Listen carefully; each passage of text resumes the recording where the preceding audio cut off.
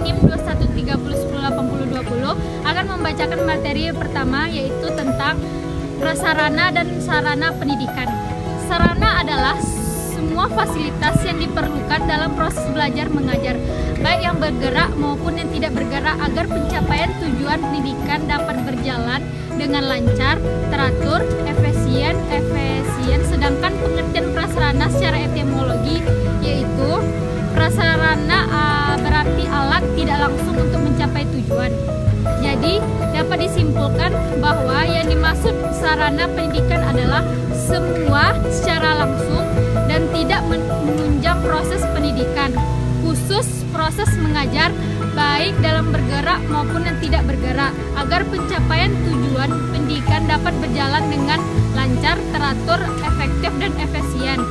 Sedangkan yang dimaksud dengan prasarana pendidikan adalah fasilitas yang secara tidak langsung menunjang jalannya proses pendidikan atau pengajaran seperti halaman, kebun, taman sekolah, jalan menuju sekolah, tetapi dimanfaatkan secara langsung untuk proses belajar mengajar seperti taman sekolah untuk pengajaran biologi, halaman sekolah untuk sekaligus lapangan olahraga. Komponen tersebut merupakan sarana pendidikan. Tujuan penyalahgunaan sarana prasarana dibagi menjadi dua bagian.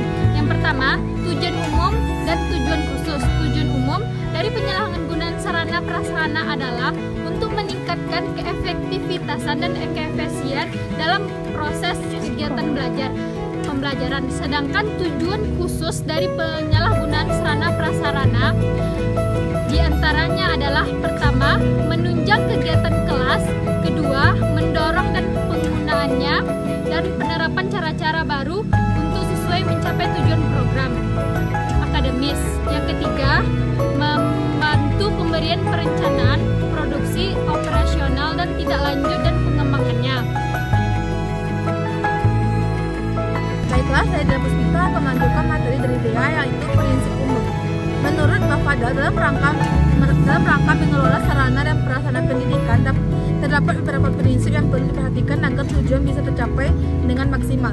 Yang pertama yaitu prinsip pencapaian tujuan, yaitu sarana dan prasarana pendidikan di sekolah harus selalu dalam kondisi siap pakai apabila akan digunakan oleh personil sekolah dalam rangka mencapai tujuan pembelajaran di sekolah. Yang kedua, prinsip efisien, yaitu pengadaan sarana dan prasarana di sekolah harus dilakukan melalui perencanaan yang seksama sehingga dapat diadakan sarana dan prasarana pendidikan yang baik dengan harga yang murah. Demikian juga pemakaian harus dengan hati-hati sehingga mengurangi pemborosan. Yang ketiga, prinsip administratif, yaitu manajemen sarana dan prasarana pendidikan di sekolah harus selalu memperhatikan undang-undang, peraturan, instruksi, dan petunjuk teknis yang diberlakukan oleh pihak yang berwenang.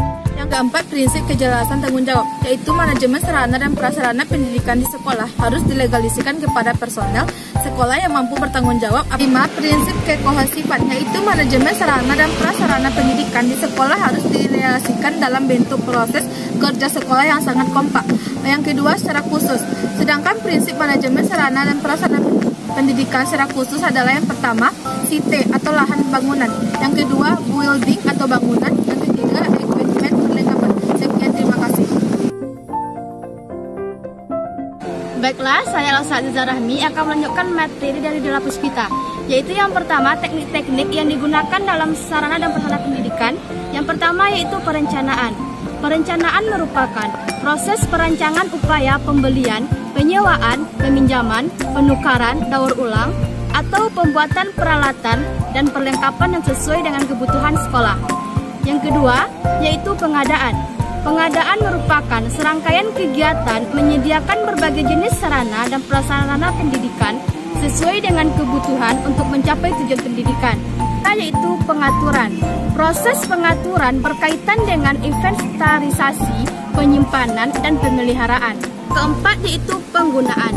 Penggunaan sama halnya dengan kegiatan memanfaatkan sarana dan prasarana pendidikan untuk mendukung proses pendidikan demi tercapainya tujuan pendidikan. Kelima yaitu penghapusan. Penghapusan sarana dan prasarana merupakan kegiatan yang bertujuan untuk menghilangkan sarana dan prasarana dari daftar inventaris karena sudah dianggap tidak berfungsi sebagai yang diharapkan, terutama untuk kepentingan pelaksanaan pembelajaran sekolah.